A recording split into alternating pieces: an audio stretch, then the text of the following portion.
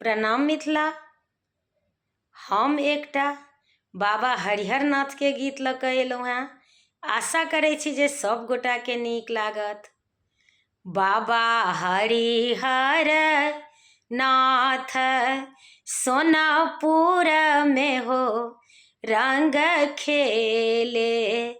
बाबा हरिहर नाथ सोनापुर में हो रंग खेले।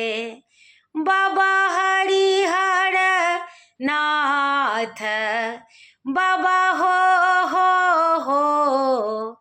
बाबा हरिहर नाथ बाबा हरिहर नाथ सोनापुर में हो रंग खेले।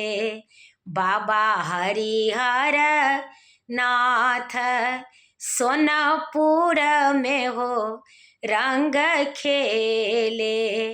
एक रंग खेले बाबा हो विदेश्वर।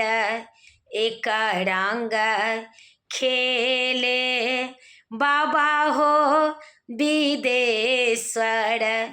एक रंग खेले भैरवनाथ हो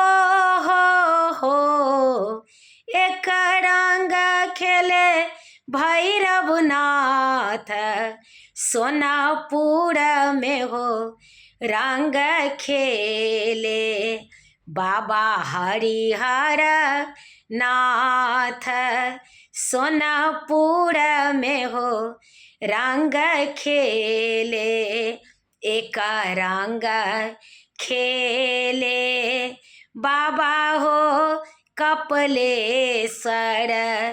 एक रंग खेले बाबा हो कपिलेश्वर।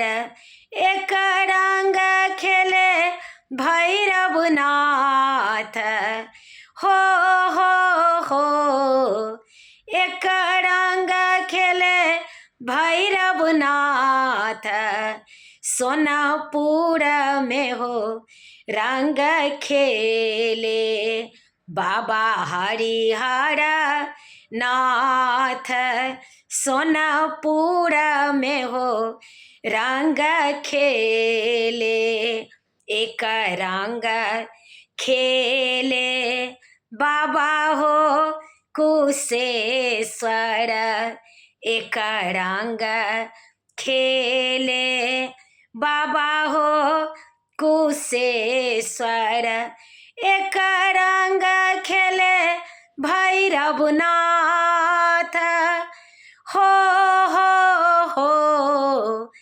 एक रंग खेले भैरवनाथ सोनापुर में हो रंग खेले।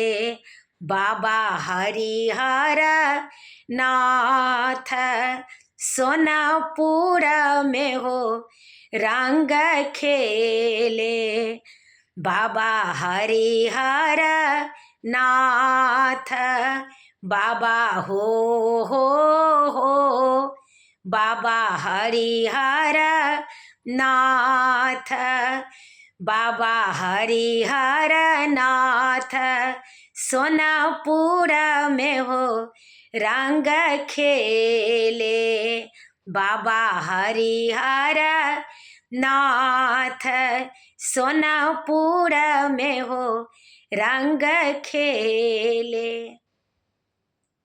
प्रणाम मिथिला। गीत नीक लागत तऽ कनि शेयर कऽ दै जेबै, कनि सब्सक्राइब कऽ दै जेबै।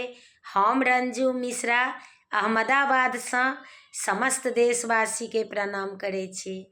गीत नीक लागत तऽ कनि शेयर कऽ देबै।